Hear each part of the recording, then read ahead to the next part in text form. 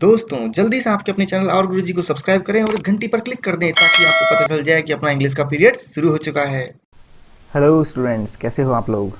I hope सब बहुत मज़े में होंगे, बढ़िया होंगे और अपने एग्ज़ाम्स की तैयारी कर रहे होंगे। अभी देखो, ब्रिज यूनिवर्सिटी के सेकेंड ईयर के एग्ज़ाम हुए नहीं है और होने की जल्दी संभावना है, तो उनकी प्रिपरेशन कर रहे होंगे। उसी के सिलेबस में से बीए सेकेंड ईयर सिलेबस में से एक पोएम है, Kubla Khan Samuel Taylor Coleridge, ST. Coleridge की पोएम है कुबला खान। उसको हम करेंगे, आज पढ़ेंगे। अभी क्या है कि पहले मैं आपको एक चीज़ बता दूं कि देखो, जितने भी बच्चे आपके मतलब कांटेक्ट में है ना, उनको जोड़ो, अपने चैनल के साथ में जोड़ो, ताकि ज़्यादा से ज़्यादा लोग क्लासेस का बेनिफिट ले सकें। तो जैसे कि आपको पता चला चैनल के बारे में, तो आप दूसरे बच्चों को ऐड करो ताकि बच्चे बढ़ें इसमें, क्लासेस में अपने ज़्यादा से ज़्यादा बच्चे इन जो लेक्चर्स हैं इनका फ़ायदा उठा सकें। तो आप ऐड करो, बच्चों को शेयर करो। साथ में एक चीज़ और है, अभी जल्दी फ्यूचर में जैसे कि दिवाली हॉलीडेज आने वाली हैं कल से, तो दिवाली हॉलीडेज़ के बाद में आई थिंक या फिर जल्दी मैं क्या करूँगा कि अपने जितने भी लेक्चर्स होंगे, मतलब जो लेक्चर मैं हिंदी में डाल रहा हूँ वही मैं इंग्लिश में भी डालूंगा, इंग्लिश टू इंग्लिश। तो ऐसा मत सोचना कि सर ने हिंदी में डालना बंद कर दिया है, इंग्लिश टू इंग्लिश डाल दिया। दोनों मतलब same topics, for example कुबला Khan मैंने डाला है हिंदी में, तो इसी कुबला खान को मैं इंग्लिश में, इंग्लिश टू इंग्लिश पूरा फुल इंग्लिश में भी एक्सप्लेन करूंगा। तो दोनों लेक्चर आएंगे धीरे धीरे अब आगे, ठीक है। तो बने रहना चैनल के साथ में, आप लोग क्लासेस अटेंड करते रहना ये। और चलो शुरू करते हैं, पहले कुबला खान शुरू करते हैं आज। तो कुबला खान के बारे में कुछ मतलब पढ़ना स्टार्ट करें हम टेक्स्ट इनका, उससे पहले कि हम थोड़ा सा देखते हैं एस.टी. कॉलरिज। एस.टी. कॉलरिज तो भाई बताने की जरूरत नहीं है, विलियम वर्ड्सवर्थ के साथी थे, उनके मित्र थे और बहुत बड़े पोइट हैं, रोमांटिक पोइट हैं।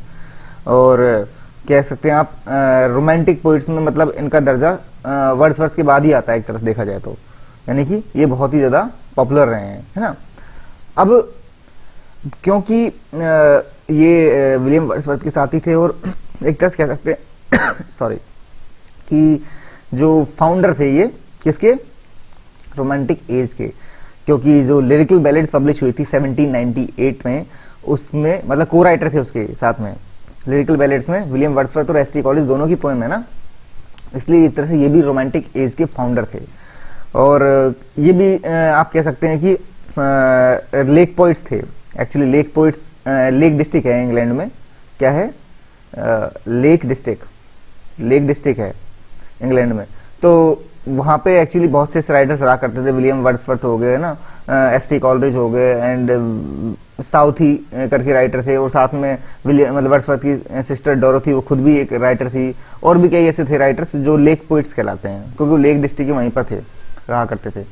तो ये भी उनमें से एक हैं, एस.टी. कॉलरिज भी एक लेक पोइट हैं। और इनकी पोइट्री में जो सबसे बड़ी स्पेशलिटी है ना, वो क्या है, वो है super natural elements. Super natural elements क्या होते हैं, देखो, एक तो होते हैं नेचुरल एलिमेंट्स, ठीक है। नेचुरल क्या होते हैं, प्राकृतिक, यानी प्राकृतिक घटनाएं जो आसपास अपने हो रही हैं, वो तो नेचुरल चीजें हैं। एक है सुपर नेचुरल, यानी कि नेचुरल से परे, यानी कि ऐसी चीज जो कि प्राकृतिक तौर पे होती नहीं है, मतलब मानते नहीं हम उनको। जैसे कि फॉर एग्जांपल भूत प्रेत, देवी देवता, शक्तियां, परी, शहजादे, राक्षस, ये सब है ना। ये सब चीजें क्या है, सुपर नेचुरल है ना। तो ये सुपर नेचुरल एलिमेंट की मतलब मान सकते हो किंग थे एक तरीके से। इनकी पोइट्री में सुपर नेचुरल एलिमेंट भर भर के मिलेगा आपको, और ये इस चीज के लिए बहुत ज्यादा फेमस थे। अब एक चीज बता दूं मैं आपको, क्योंकि ये रोमांटिक एजेस में मतलब कह सकते हैं रोमांटिक राइटर्स में से फिर भी थोड़ा काफी जिए थे 1772 में इनका जन्म हुआ था और एक्चुअली 1834 तक जी। अदरवाइज रोमांटिक राइटर्स जो है ना, वो एक इनको एस.टी. कॉलरिज और विलियम वर्ड्सवर्थ को छोड़ के बाकी तो सारे बड़ी जल्दी डेथ हो गई थी, चाहे वो शैली हो, चाहे कीट्स हो, चाहे बायरन हो, ये ज्यादा जिए नहीं, ये बहुत जल्दी गुजर गए। अब इनकी जो पोएम है कुबला खान, कुबला खान के बारे में हम थोड़ा सा बैकग्राउंड जान लेते हैं कि कुबला खान एक्चुअली ऐसे कहते हैं कि ये ड्रीम में देखा गया एक विजन है। जैसे कि सब टाइटल आपको दिख रहा होगा, a vision in a dream, यानी सपने में सपना आया मतलब। अब इसके ऊपर कई अलग अलग कहानियां हैं, सच क्या है कोई पता नहीं। कोई बोलता है कि मतलब ये सो गए थे सिंपली पढ़ते पढ़ते, एक किताब थी परचाज पिलग्रिम करके, वो किताब पढ़ते पढ़ते सो गए थे, उसमें कुबला खान के बारे में पढ़ रहे थे और फिर सपने में इनको वैसी चीजें नजर आई और उनके ऊपर उन्होंने बाद में पोएम लिखी। कुछ लोग बोलते हैं ये ओपियम का नशा करके पड़े हुए थे यानी ओपियम खा गए, अफीम खा लिया इन्होंने और उसके बाद में फिर ये नींद में इनको सपने में मतलब कुबला खान एंड ऑल दैट दिखाई दिया, एक औरत दिखाई दी म्यूजिक बजाते हुए, मतलब डुलसिमर बजाते हुए, सब चीज़ इनको ऐसी नजर आई। और उनके बाद में फिर क्या किया, जब उनको होश आया तो उन्होंने एक 200-300 लाइन की पोएम बनाने की सोची, लिखने की सोची, परंतु इतने में क्या हुआ, एक कोई अनवांटेड गेस्ट आ गया और उसकी चक्कर में क्या हुआ, ये पोएम अधूरी रह गई और फिर बाद में लिख ही नहीं पाए। तो मतलब बोलते हुए अनवांटेड गेस्ट आ गया तो ये भूल गया आगे की लाइनें, सपने में जो नजर आया था उनको भूल भाल गई, आगे क्या देखा था इन्होंने, और जितना देखा था ना उतना याद रहा, वो लिख दिया इन्होंने, बाद में भूल भाल गए। तो अलग अलग कहानियां हैं, पता नहीं सच क्या है क्या नहीं है, वो तो वो केवल कॉलेज ही जानते थे सच क्या है, उस चीज को तब छोड़ो। पर ठीक है, ऐसे बोलते हैं कि मतलब तो ये जो पोएम है ना, इसमें एक तरह से बोलते हैं कि विजन मतलब एक ड्रीम से उत्पत्त हुई है, मतलब उत्पन्न हुई है, it has been originated from a dream. अब जहां से हुई है ठीक है, दिमाग कवि का हम लोग तो सीधा अर्थ बाते हैं इसके। तो देखो, in Xanadu did Kubla Khan a stately pleasure dome decree. अब देखो कुबला खान एक्चुअली में था कौन। कुबला खान एक मतलब रूलर था, he was a ruler of China, चीन का रूलर था। कौन था? चीन का एक फेमस रूलर था। वैसे सही बताऊं तो है ना, उसका नाम कुबलाई खान था एक्चुअली, कुबलाई खान, ये कुबला खान, प्रोनाउंसिएशन कैसे होगी, राम जाने लिखा कैसे जाएगा पता नहीं, बस हमने तो इतिहास में कुबलाई खान पढ़ा है, उसका एक कुबला खान हो गया है। तो जो ये कुबला खान है, ये एक राजा था, चीन का राजा। और पोएम के according in Xanadu did Kubla Khan, की ज़ेनेडू एक जगह का नाम है, क्या है, एक प्लेस है, कि ज़ेनेडू में कुबला खान ने क्या किया, अ स्टेटली प्लेजर डोम डिक्री। उसने क्या किया है, डिक्री मतलब ऑर्डर, उसने एक ऑर्डर जारी किया, उसने ऑर्डर जारी किया कि भाई मेरे लिए क्या बनाओ, प्लेजर डोम। क्या बनाओ? प्लेजर डोम। डोम क्या होता है? डोम हो गए, गुंबद होता है ना, उसको डोम बोलते हैं। अब प्लेजर डोम क्या है? प्लेजर डोम का मतलब है महल, यानी कि एक्चुअली डोम आप मान सकते हो कि ना, आप ऐसा देखो इस चीज को कि जो मुस्लिम कम्युनिटी मतलब मुस्लिम जो राजा थे, उन्होंने क्या किया था, ये डोम का कंसेप्ट लेके आए थे। तो डोम का कंसेप्ट लेके आए तो मतलब गुंबद लगाने का बिल्डिंग्स के ऊपर। तो ये जो डोम का कंसेप्ट था ना, तो इसमें इसको एक प्रतीक माना है पैलेस से, कि हाँ मेरे लिए पैलेस बनाओ। पैलेस वर्ड कहीं इस्तेमाल नहीं किया इसमें, प्लेजर लिख दिया आगे, तो प्लेजर डोम का मतलब है कि एक सुख सुविधाओं से संपन्न पैलेस की बात हो रही है। तो यहाँ पर एक फिगर ऑफ स्पीच इस्तेमाल हुई है, आपको पहले एक पोएम में समझाया था। देखो, डोम एक्चुअली पूरे पैलेस को रिप्रेजेंट करता दिखाई दे रहा है ना, मतलब एक छोटी सी है जो पूरी होल चीज को रिप्रेजेंट कर रही है उसका। तो ऐसी फिगर ऑफ स्पीच कौन सी है? सिनेक्डिकी, SYNECDCOHE, सिनेक्डिकी। तो सिनेक्डिकी का मतलब ही ये होता है, मतलब इस फिगर ऑफ स्पीच में होता ही है कि एक छोटी चीज पूरी चीज को रिप्रेजेंट करती है। तो यहाँ पर डोम रिप्रेजेंट कर रहा है प्लेजर को, मतलब पैलेस को। जैसे फॉर एग्जांपल हम बोलते हैं ना क्राउन, क्राउन किसको रिप्रेजेंट करता है? ताज किसको रिप्रेजेंट करता है? किंग को। तो क्राउन एक तरह से सिनेक्डिकी हो गया किंग के लिए, इस तरह से डोम सिनेक्डिकी हो गया पैलेस के लिए, ठीक है। तो यहाँ पे उसने किस चीज का ऑर्डर दिया? उसने ऑर्डर दिया भाई मेरे लिए एक सुख सुविधाओं संपन्न महल बनाया जाए। Where Alph the secret river run through caverns measureless to man down to sunless sea. जहां पर एल्फ, एल्फ क्या है? एक नदी है। कैसी नदी है? पवित्र नदी है, एक प्राचीन नदी है, जो कि वहां बह रही है। कहां बह रही है? इस महल के पास में, through caverns measureless to man. कहां होके बह रही है? केविन्स, बहुत मतलब खाई में होके बह रही है, एक तरीके से केव्स होती है, मतलब कहने का मतलब गुफाओं में बह रही है, परंतु बहुत गहरी गुफाओं में बह रही है। मेजरलेस टू मैन, इंसान को नाप नहीं सकता। डाउन टू ए सनलेस सी, मतलब बहुत गहराई तक जा रही है, जहां पर सूरज की रोशनी भी नहीं पहुंचती। कहने का मतलब है ये नदी कहां की बह रही है? गुफाओं में होते हुए बह रही है, बहुत गहराई में बह रही है। मेजरलेस टू मैन, इंसान नहीं नाप सकता उनको। डाउन टू ए सनलेस सी, इतनी दूर, इतनी गहराई तक, इतनी नीचे तक बह रही है जहां पे सूरज की रोशनी नहीं पहुंच पाती है। सो अब देखो, सनलेस सी कहने को तो आप भी इसमें बोल सकते हो, ये भी एक तरीके से सनलेस सी, सा कॉन्सोनेंट, यानी कि एस सा कॉन्सोनेंट की रिपीटेशन हो रहा है, तो इसे आप कॉन्सोनेंस बोलोगे कि कॉन्सोनेंस है, ठीक है। So twice 5 miles of fertile ground with walls and towers were girdled round। अब उसने जो ऑर्डर दिया है पैलेस बनाने का, वो कहाँ कितना बड़े एरिया में होगा, मतलब वो पूरा उसका एरिया जो बाउंड्री होगी कहाँ तक, कितने कितने एरिया में बाउंड्री करने के लिए बोला है उसने? बोला ट्वाइस 5 miles, 5 मील से दोगुनी, यानी कि 10 मील, ठीक है। 10 मील का मतलब होता है 16 किलोमीटर, क्योंकि एक मील में होते हैं 1.6 km, तो 10 मील में 16 किलोमीटर बड़े एरिया में उसने बोला है। और वो भी कैसा, फर्टाइल ग्राउंड, उपजाऊ जमीन, कि भाई 16 किलोमीटर नहीं 10 मील एरिया में, वो भी उपजाऊ ग्राउंड, उपजाऊ एरिया में, with walls and towers for girdle round, चारों तरफ पहले दीवार बनाई जाए, वॉल्स और टावर्स लगाए जाए जगह जगह। टावर्स भी कुछ भी किसी भी तरह के हो सकते हैं, मतलब वॉच टावर हो सकते हैं नजर रखने के लिए, या फिर अटैकिंग टावर भी हो सकते हैं, वॉर करने के लिए, युद्ध करने के लिए, मतलब हमला करने के लिए, अटैक करने के लिए। एंड वर गर्डल राउंड, वो भी चारों तरफ के लगाए जाए। मतलब पहले तो 16 किलोमीटर या 10 मील के एरिया में वॉल भी लगाई जाए और साथ में टावर लगाए जाए, और उसके अंदर बनेगा उनका महल, ठीक है। गर्डल्ड मतलब घेरे हुए चार तरफ।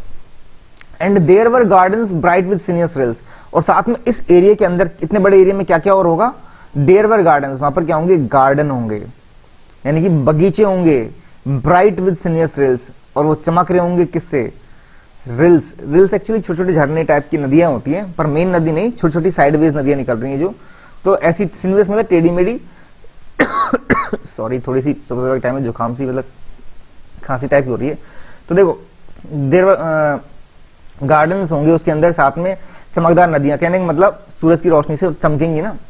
तो ये बोल रहा है कि उस एरिया के अंदर छोटे छोटे झरने भी बह रहे होंगे, छोटी छोटी नदियां भी बह रही होंगी, साथ में चमकदार गार्डन होंगे, मतलब लहराते मतलब अच्छे गार्डन होंगे, साथ में हरे भरे गार्डन होंगे, प्लस नदियां सी बह रही होंगी छोटी छोटी सी, with blossom many and incense bearing tree. और साथ में उस एरिया के अंदर क्या क्या होगा, इंसेंस बियरिंग ट्री, इंसेंस मतलब खुशबू, बियरिंग मतलब देने वाले, पैदा करने वाले ट्री, यानी ऐसे ट्री जो कि खुशबू देते हो, ऐसे ट्री खिल रहे होंगे उसके अंदर। ब्लॉसम्ड मैनी, बहुत सारे ऐसे पेड़ उग रहे होंगे, खिल रहे होंगे, ठीक है, उस एरिया में। And here were forest ancient hills, और यहाँ के जो जंगल होंगे इस एरिया के, वो जंगल कैसे होंगे, जंगल होंगे एंशिएंट, प्राचीन, एज द हिल्स, यानी जितनी पुरानी यहाँ की प्राचीन पहाड़ियां हैं ना, उतने पुराने वो जंगल होंगे, यानी तब के जंगल होंगे, मतलब इस महल के आसपास। एनफोल्डिंग सनी स्पॉट्स ऑफ ग्रीनरी, और साथ में वो जंगलों के बीच बीच में क्या होंगे, सनी स्पॉट्स होंगे, और ग्रीनरी के सनी स्पॉट्स, यानी मान लो देखो फॉर एग्जांपल ये बहुत बड़ा एरिया है, इस एरिया की बात हो गई, एरिया में यहाँ जंगल जंगल जंगल जंगल जंगल जंगल जंगल, ठीक है, फिर बीच में एक छोटा सा एरिया है जहाँ पर घास, मतलब घास उग रही है केवल, पेड़ पौधे नहीं है, फिर यहाँ जंगल जंगल जंगल जंगल जंगल, ऐसे जंगल जंगल, बीच बीच में छोटे छोटे ऐसे पैचेज हैं, स्पॉट, जगह हैं जहाँ पर घास उग रही है, पर वहाँ पेड़ नहीं है। तो इन जगहों पर सूरज की रोशनी सीधी पड़ जाती है, समझे। तो फिर क्या हुआ, तो इनको बोल दिया, क्या बोला है, सनी स्पॉट्स ऑफ ग्रीनरी, हरे भरे इलाके परंतु सूरज की रोशनी से भरे हुए, सनी स्पॉट्स। तो जंगल के बीच बीच में ऐसे सनी स्पॉट्स भी यहाँ पर होंगे, ग्रीनरी मतलब ग्रीन सनी स्पॉट्स, ठीक है। तो ये अपना पहला स्टेंजा हो गया। पहले स्टेंजा में आपने देखा इन्होंने किस चीज पे गौर किया है, कि कुबला खान ने ऑर्डर दिया है महल बनाने के लिए, और महल का मतलब प्लेसमेंट का मतलब कौन सी जगह पे होगा, उसका आसपास का वातावरण कैसा होगा, कितने एरिया में होगा, उसके अंदर क्या क्या पाया जाएगा, वहां पर छोटी छोटी नदियां होंगी, वहां पर फर्टाइल ग्राउंड होगा, खुशबू वाले पेड़ होंगे, है ना, सनी स्पॉट्स होंगे ग्रीनरी के, नदी बह रही होगी, बहुत गहरे उसमें होके, केवन्स में होके, है ना। तो ये सब चीजें कि महल का ऑर्डर दिया, तो महल कैसी जगह पर, कितना मतलब आलीशान महल बनाएगा, कैसे इलाके में बना रहा है वो महल, वो पहले उसमें एक्सप्लेन किया स्टेंजा में, ठीक है। अब सेकंड स्टेंजा में आ जाते हैं हम लोग। सेकंड स्टेंजा में क्या क्या है देखो, but oho the deep romantic chasm with slanted down the green hill अथॉट हिज शेडन कवर।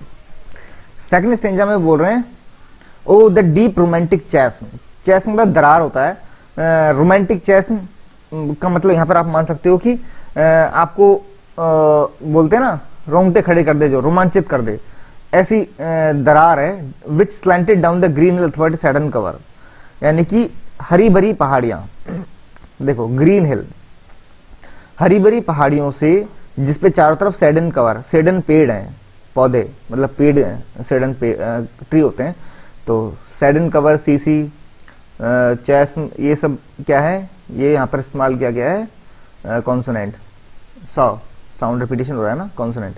तो देखो बट ओ, वो एक्सक्लेमेशन देते हुए बता रहे हैं कि oh the deep romantic chasm which slanted down the green hill, कि वो दरार देखो जो पहाड़ी में से निकल रही है, दैट रोमांटिक चेस, वो रोमांचित कर देने वाली वो दरार देखो जो कि पहाड़ी से निकलते हुए नीचे आ रही है, डाउन द ग्रीन हिल अथॉट सेडन कवर, और चारों तरफ उसके सेडन पेड़ लगे हुए हैं, दरार के चारों तरफ क्या है, पहाड़ी पर सेडन पेड़ हैं। और सेविज पैलेस। और ये एरिया कैसा है, सेविज प्लेस, ये जगह कैसी है, सेविज है, सेविज यानी जंगली है, जंगली जगह है बिल्कुल, है ना। एज होली एंड एन्चेंटेड, जंगली है परंतु ऐसी प्रतीत होती है कि बहुत पवित्र है, होली है परंतु एन्चेंटेड है। देखो यहां से शुरू हो जाएगा कैसे कहने का मतलब सुपर नेचुरल एलिमेंट्स का सिलसिला। अब यहाँ से कॉलरेज अपने मतलब सुपर नेचुरल एलिमेंट दिखाना शुरू करेगा कि ये जगह कैसी है, जंगली है, पवित्र है परंतु एन्चेंटेड है।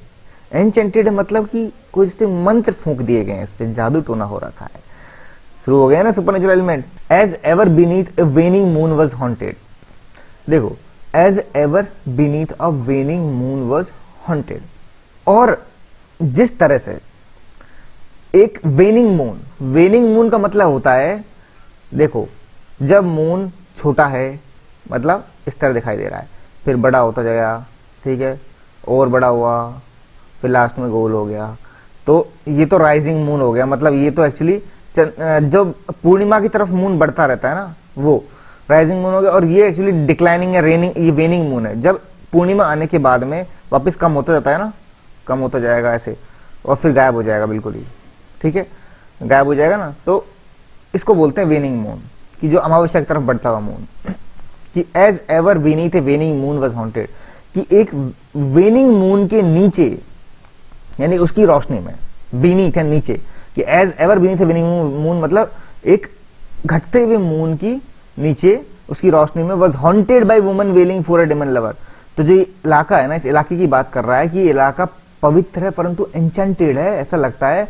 क्यों? क्योंकि इस मतलब एक चंद्रमा, घटते हुए चंद्रमा की रोशनी के नीचे इस इलाके को हॉन्टेड बना दिया गया, भूतिया बना दिया है। किसके द्वारा? एक औरत के द्वारा, जो कि चिल्ला रही है फॉर हर डीमन लवर, अपने राक्षसी प्रेमी, उसका प्रेमी है जो कि राक्षस है, उसके लिए रो रही है। वो उसके लिए रो रही है, मतलब एक तरह से वेलिंग फॉर, इसका मतलब एक तरह से उसका वेट कर रही है वहां पे, समझ गए?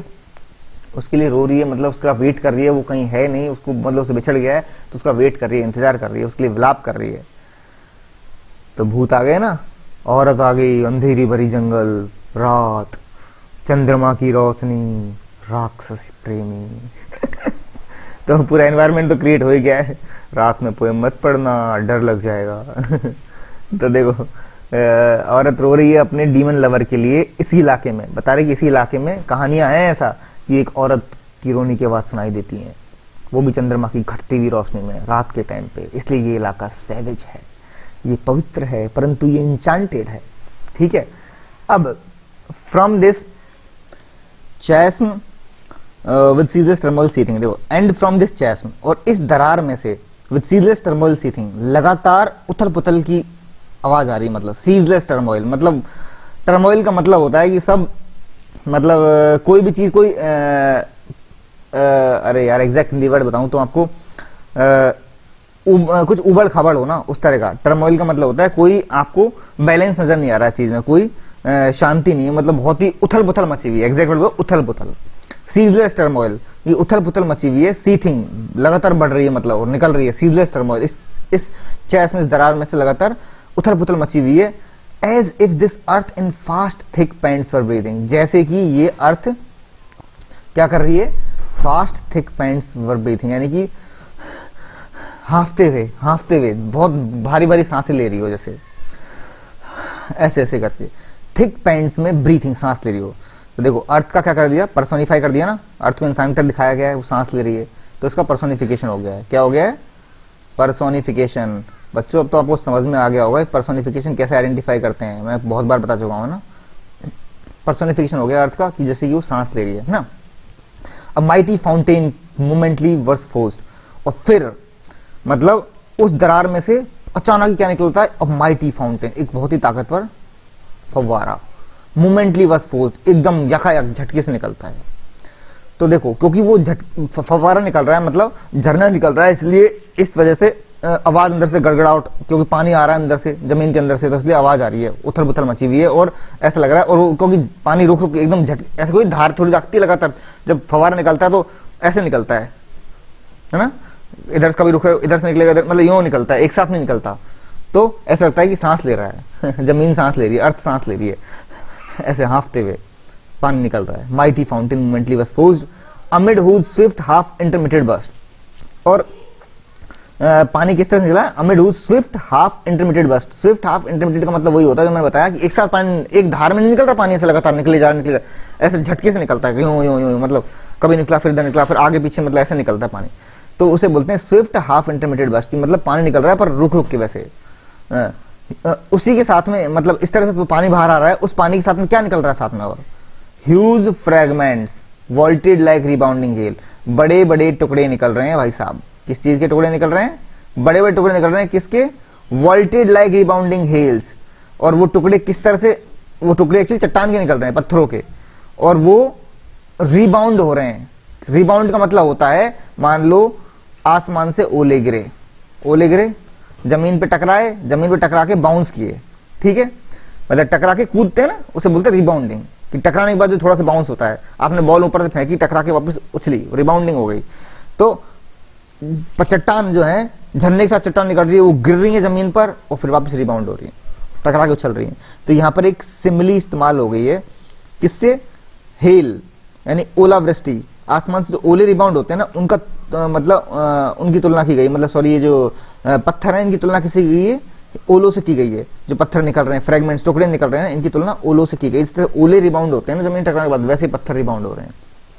या फिर chaffy grain beneath the thresher's flail. या फिर आप बोल सकते हो कि एक और सिमिली यूज हुई है कि जिस तरह से जब किसान अपनी फसल काट लेता है, उसके बाद में फसल के चारों तरफ, मतलब सपोज गेहूं है, चारों तरफ उसके भूसा रहता है, तो उस भूसे को हटाना पड़ता है, दाना बाहर निकालना पड़ता है। उसके लिए फसल को हम कूटते हैं, है ना, थ्रेशर यूज करते हैं, कूटते हैं, तब वो क्या होता है कि बाहर निकलता है, एक्चुअली अनाज बाहर निकल पाता है। तो देखो, कूटते हैं तो अनाज की मारते हैं, तो अनाज मारते हैं तो उछलता है, रिबाउंड होता है जमीन से, ठीक है। तो एक और इमेज हो गई, मतलब एक और सिमिली हो गई चैफी ग्रेन की, कि किस तरह से चैफी ग्रेन जिस तरह से कूटने पर अनाज उछलते हैं ना, उस तरह से ये जो फ्रेगमेंट्स हैं ये भी जमीन के टकराने के बाद में उछल रहे हैं, रिबाउंड हो रहे हैं, ठीक है। Chaffy grains beneath the thresher's flails, मतलब थ्रेशर्स फ्लेज के नीचे मारते हैं, जब थ्रेशर से मारते हैं, उसकी क्या बोलते हैं, छड़ी के नीचे जब पड़ती है, तब जैसे अनाज ऊपर उठता है ना वापस से, उसी तरीके से ये पत्थर वापस टकरा के उछल रहे हैं, ठीक है। अब हम आगे बढ़ते हैं। देखो, इसमें एक चीज और है, चैफी का मतलब होता है वही कचरा जो अनाज के चारों तरफ होता है, उसका छिलका, उसी की बोल रहे हैं। And mid these dancing rocks at once and ever it flung up momently the secret river. और फिर इस सब सीन के बीच में कि भाई एकदम जैसे अर्थ सांस ले रही है, अंदर से गड़गड़ाने की आवाज आ रही है, उथल पुथल मची हुई है, और फिर एक झरना बाहर निकल रहा है, वो भी झरना झटके दे के बाहर आ रहा है, उसके साथ चट्टानें बाहर आ रही हैं और टकरा रही है जमीन पर और उछल रही है टकरा के।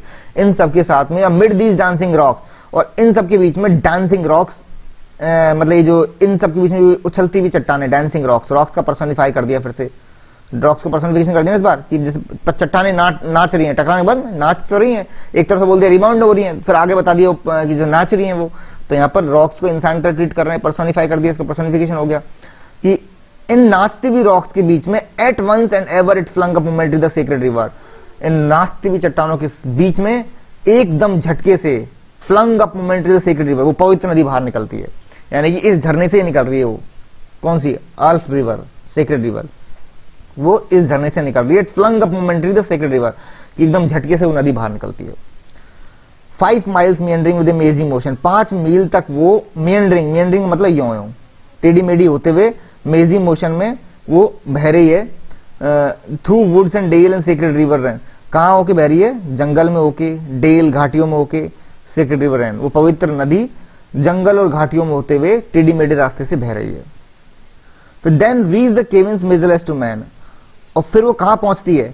उस झरने से निकलती है, जंगलों और घाटियों में होते हुए टेढ़े मेढ़े रास्तों से वो कहाँ पहुंचती है? वो पहुंचती है केव, गुफाओं में, गहरी गहरी गुफाओं में, जहाँ इंसान जिनको नाप भी नहीं सकता, है ना। ये लाइन पहले भी पढ़ी होगी, स्टार्टिंग में आई थी, देखो repetition, through caverns measureless to man, मतलब नदी कहाँ की बह रही है? ऐसी जगह पे जहाँ पर मतलब गहरी गुफाओं में बह रही है, जहाँ इंसान को मतलब देख नहीं सकता, नाप नहीं सकता उन गुफाओं को, बहुत गहरी गुफाएं, तो तब वो पहुंचती है। ये चीज पहले एक्सप्लेन कर दी थी, पहले बता दी थी राइटर ने, परंतु अब जब वो पूरा डिटेल में बता रहा है कि नदी कैसे निकलती है, तब वो वापस से बता रहा है कि देखो वहां पहुंचने से पहले कहाँ कहाँ होके आई है नदी, ठीक है। तो वो उन गुफाओं में पहुंचती है जिनको इंसान नाप नहीं सकता, and sank in to build to lifeless ocean, और यहाँ के बाद में, यहाँ से इन गुफाओं में गुजरते हुए फिर वो कहाँ जाकर गिरती है? सैंक मतलब गिर जाती है, वो कहाँ जाकर गिरती है? वो गिरती है टुमुल्ट टू ए लाइफलेस ओशन, मतलब एक समुद्र में जाके गिरती है, एक ओशन, एक महासागर में जाके गिरती है, और ओशन कैसा है, लाइफलेस है, यानी कि शांत है, पीसफुल ओशन में जाके वो नदी गड़गड़ाहट के साथ में, आवाज के साथ में गिर जाती है, आवाज करते हुए।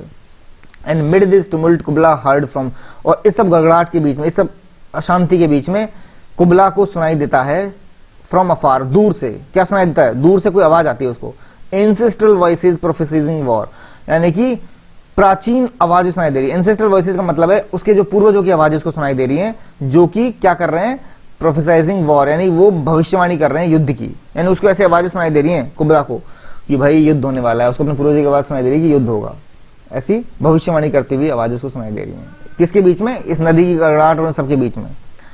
The shadow of the dome of pleasure floated midway on the wave, where was heard the mingled measure from the fountain and the caves. और जो प्लेजर ऑफ डोम, यानी जो पैलेस है, उसकी जो परछाई है वो कहाँ जाके गिर रही है, वो गिर रही है वेव्स के बीच में, नदी की जो लहरें हैं ना, नदी बह रही है, उसकी लहरों की वहां पे वो तैरती हुई नजर आ रही है परछाई, फ्लोटेड मिडवे, नदी के बीच में उसको परछाई, मतलब गुंबद की परछाई दिख रही है, महल की परछाई दिख रही है। Where was heard the mingled measure from the fountain in the caves, और उसको मतलब एक तरीके से आप कह सकते हो मिक्स आवाजें आ रही हैं वहां पे, एक तो फाउंटेन की और केव्स की, यानी एक तरफ झरने की निकलते हुए जहां से नदी निकल रही है वहां से, और केव्स के अंदर होके मतलब गुजर रही है, तो मतलब मिक्स आवाजें आ रही हैं झरने की भी और केव्स की, साउंड चेंज हो जाएगी ना, एक तो खुले वातावरण में झरने में से गड़गड़ाते हुए निकल रहा है पानी, और एक केव्स में गुजर रहा है, तो वहां मिक्स आवाजें उसको सुनाई दे रही है। मिंगल्ड मेजर, एक और यहाँ पर कॉन्सोनेंट यूज किया गया है, मतलब कॉन्सोनेंस यूज किया गया है, मैं साउंड, मिंगल्ड मेजर, ठीक है, मैं साउंड का रिपीटेशन हो रहा है ना, तो उसको सुनाई देती है, मिक्स आवाज सुनाई देती है, किसकी, कहां से, एक तो फाउंटेन से और एक केव से आती हुई मिक्स आवाजें सुनाई देती है। तो it was a miracle of the rare device sunny pleasure dome with caves of ice. अब राइटर बोल रहा है कि ये जो चमत्कार है, ये जो पैलेस है वो एक चमत्कार के समान है। चमत्कार कैसे है कि देखो इसमें सनी प्लेजर डोम भी है, इसमें अच्छी खासी सूरज की रोशनी भी आ पाती है, यानी सूरज गर्माहट भी रहती है, इसका एक ऐसा पोर्शन है, इस पैलेस का एक ऐसा हिस्सा है जिसमें अच्छी खासी सूरज की रोशनी आती है, गर्म रहता है पैलेस। दूसरी तरफ ऐसा पोर्शन भी है जो केव्स ऑफ आइस है, मतलब बहुत ठंडा रहता है, मतलब एक ही पैलेस है जिसमें एक ऐसा इलाका भी है जहां पर बिल्कुल ठंडक रहती है और ऐसा इलाका भी है जहां गर्मी रहती है। यानी इस पैलेस का चमत्कार है एक्चुअली कि पैलेस इस तरह से बनाया गया है कि जिसमें दोनों आपको मौसम नजर आएंगे, गर्मी के भी और ठंडी के भी, ठीक है। तो सेकंड स्टैंजा में हमारे क्या देखा, पहले स्टैंजा में तो हमने देखा कि पैलेस की जगह कैसी है, आसपास का इलाका कैसा है। दूसरे स्टैंजा में देखा कि नदी कहां से निकलती है, कैसे बह रही है, कहां जाके गिरती है ना, ये पूरा एक्सप्लेन किया है सेकंड स्टैंजा में। और साथ में थोड़े से सुपरनेचुरल एलिमेंट भी देखने को मिल गए, औरत रो रही है अपने डेमन लवर के लिए, है ना।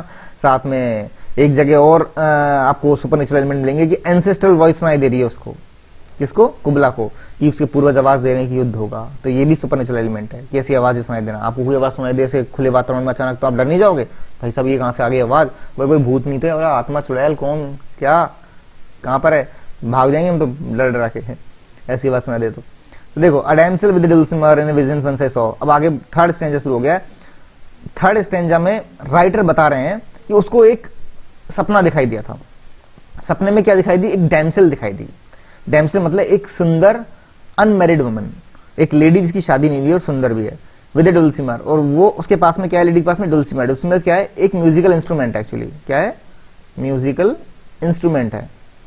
अब म्यूजिकल इंस्ट्रूमेंट डुल्सिमर बजा रही थी वो डैमसेल, वो lady, in a vision once I saw. मतलब राइटर बता रहे हैं कि एक बार मैंने एक सपना देखा था जिसमें मैंने एक औरत देखी, डैमसेल देखी, जिसके पास में डुल्सिमर था, ठीक है। इट वॉज एन अबिशिनियन मेड, और वो औरत कैसी थी, अबिशिनियन मेड थी। अबिशिनिया एक देश है, अफ्रीका में एक देश है अबिशिनिया, तो वो अबिशिनिया की रहने वाली औरत थी, ठीक है। मेड का मतलब वही अगेन अनमैरिड लेडी, कि वो अबिशिनियन मेड थी।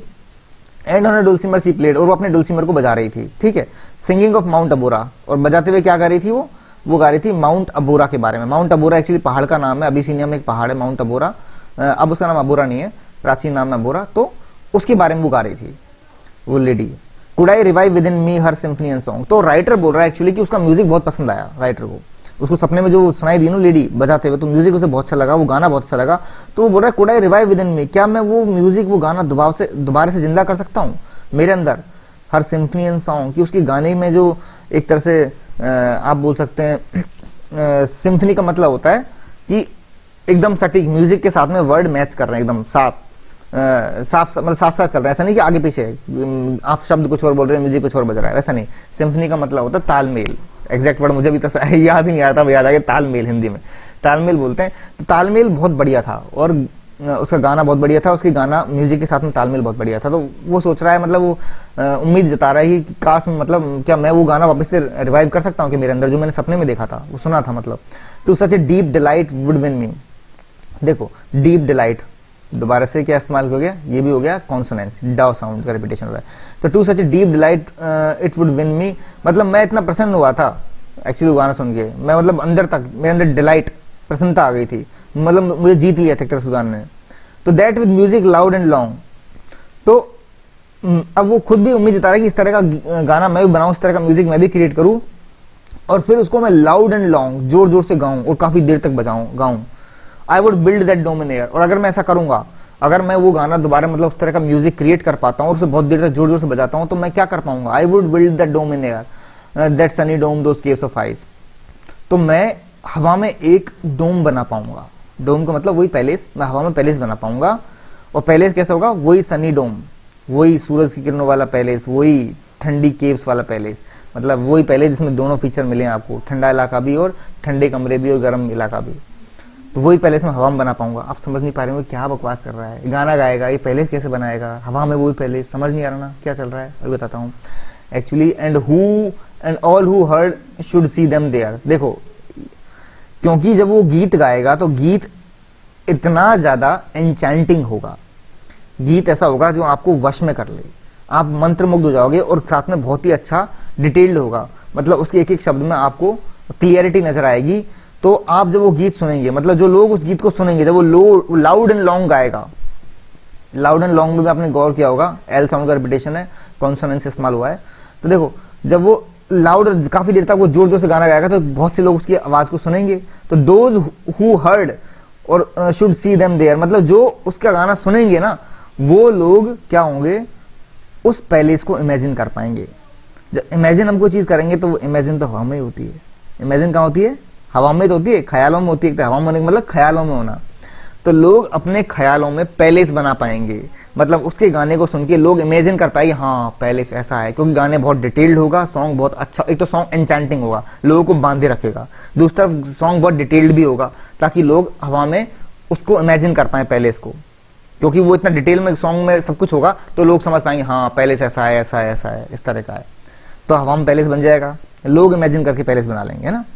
एंड ऑल शुड क्राई, लेकिन तभी राइटर बोल रहा है तभी लोग, मतलब जब मेरे गाना सुनती है लोग पैलेस को इमेजिन कर रहे होंगे, तभी वो सब चिल्लाएंगे भी। ऑल शुड क्राई, सब चिल्लाएंगे और चिल्लाते हुए क्या बोलेंगे, beware beware.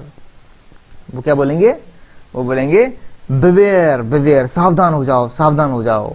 His flashing eyes, his floating hair, इसकी आंखें तो चमक रही हैं, इसके बाल तो हवा में उड़ रहे हैं। देखो फिर से सुपर नेचुरल एलिमेंट आ गया, ड्रीम सीक्वेंस टाइप का। जैसे सपने में कोई आदमी अचानक आप देख रहे हो कि आप गाना गा रहे हो, लोग आपको सुन रहे हैं, अचानक लोग आपसे डर रहे हैं और आपके बाल हवा में उड़ रहे हैं, आपकी आंखें चमक रही हैं, एक ड्रीम का जैसा सीक्वेंस चल रहा है ना। तो देखो लोग अचानक चिल्लाएंगे सावधान हो जाओ, सावधान हो जाओ, इसकी तो आंखें चमक रही हैं, इसके तो बाल उड़ रहे हैं। Weave circle round him thrice, और अचानक ही लोग बोल रहे होंगे आपस में कि इसके चारों तरफ 3 चक्कर काटो। हम किस चीज के चक्कर कब काटते हैं, परिक्रमा कब देते हैं, जब किसी को पूजते हैं ना। यहाँ पर लोग एक्चुअली से डर रहे हैं, वो मतलब पोएट बता रहा है कि लोग मुझसे अचानक डर जाएंगे और फिर वो मेरे चक्कर काटने लगेंगे। And close your eyes with holy dread, है ना, और close your eyes with holy dread, और फिर लोग बोलेंगे अपनी आंखें बंद कर लो, ये तो पवित्र तो है परंतु भयानक है, ये कोई पवित्र आत्मा है परंतु ये तो भयानक भी है, साथ में डर भी लग रहा है इसको देख के। होली ड्रेड, ये एक तरह से आप बोल सकते हो ऑक्सीमोरन इस्तेमाल किया गया, एक तो पवित्र बात होगी और एक भयानक डरावना चीज बात होगी। पवित्र है और डरावना दोनों मतलब एक तरह से कॉन्ट्ररी जैसे शब्द हैं, तो यहाँ पर ऑक्सीमोरन यूज किया गया है, ठीक है। For he on honey dew has fed, honey dew has fed, है ना। तो यहाँ पर है यानी कि वही कॉन्सोनेंस साउंड का रिपीटेशन है, कॉन्सोनेंस यूज हुआ है। तो close your eyes with honey, मतलब close your eyes with holy dread, for he on honey dew has fed. तो लोग बोल रहे होंगे अपनी आंखें बंद कर लो, ये तो बहुत पवित्र है पर भयानक है, तो और ये तो वैसा प्राणी है जो हनी खाता है, यानी हनी ड्यू। एक तो ये तो हनी को मतलब यूज करता है, वो कौन सी हनी, जो कि ओस से निकली हुई हनी है। अब ओस से कोई हनी थोड़ी निकलती है, पर ठीक है, ये मतलब कोई ऐसी चीज है जो कि नेचुरल नहीं है, ये इसको मतलब हनी ड्यू को खाता है, इसका मतलब यही है कि नेचुरल प्राणी नहीं है कोई, ये तो अलौकिक शक्ति है ना। साथ में ये क्या पीता है, मिल्क ऑफ पैराडाइज यानी स्वर्ग से आया हुआ दूध पीता है। तो देखो दो चीजें हो गई, एक तरह तो ये ड्यू से प्राप्त हुआ हनी खाता है, दूसरा स्वर्ग से आया हुआ मिल्क पीता है। तो ये तो भाई कोई प्रेत आत्मा, कोई दिव्य आत्मा है, ये तो नेचुरल प्राणी नहीं है। लोग इस तरह से मुझे देख के डर जाएंगे। अब मतलब ये चीजें पहले तो देखो थर्ड स्टैंजा में उसने एक सपने का जिक्र किया, उसमें एक लेडी देखी अबिसिनियन मेड जो डुल्सिमर बजा रही थी, उस गाने से वो इतना प्रभावित होता है कि वो गाना खुद क्रिएट करना चाहता है, और फिर वो एक इमेज क्रिएट कर रहा है, खुद ही राइटर इमेज क्रिएट कर रहा है कि जब मैं वो गाना बजाऊंगा गाऊंगा तो लोग उस गाने से इतने प्रभावित होंगे कि वो उस गाने में एक तो पहली बात तो कुबला खान के जो महल है उसको इमेजिन कर पाएंगे वो, फिर दूसरी बात वो मैं जब वो गा रहा हूँ तो मेरे गाने से इतने इंचेंटेड हो जाएंगे कि वो मुझ में एक दिव्य शक्ति देखेंगे, कुछ सुपर नेचुरल एलिमेंट देखेंगे, उनको मेरी आंखें चमकती हुई और साथ में मेरे बाल उड़ते हुए नजर आएंगे, और फिर वो मुझसे डर जाएंगे, मेरे 3 चक्कर काटेंगे और साथ में अपनी आंखें बंद कर लेंगे और बोलेंगे भाई इससे तो बच के रहो, उसको मत देखो, ये तो ऐसा प्राणी है जो कि ओस से प्राप्त किया हुआ हनी खाता है, साथ में ये तो पैराडाइज यानी स्वर्ग से आया हुआ दूध भी पीता है। इस तरह से उनकी सोच होगी मेरे बारे में। तो यहाँ पे पोएम खत्म हो जाती है। अब देखो यहाँ पे एक जगह मैंने बताना भूल गया, जैसे यहाँ पर चिल्लाया ना बिवेयर बिवेयर, क्योंकि लाइन एक फ्लो में चल रही थी तो मैंने यहाँ पर एक्सप्लेन नहीं किया, तो ऐसे चिल्लाया ना all should cry beware beware, तो अचानक लोग यहाँ मतलब किसी एक पर्सन को संबोधित नहीं कर रहे, किसी भी पर्सन को ऐसे बोल रहे हैं सावधान हो जाओ सावधान हो जाओ।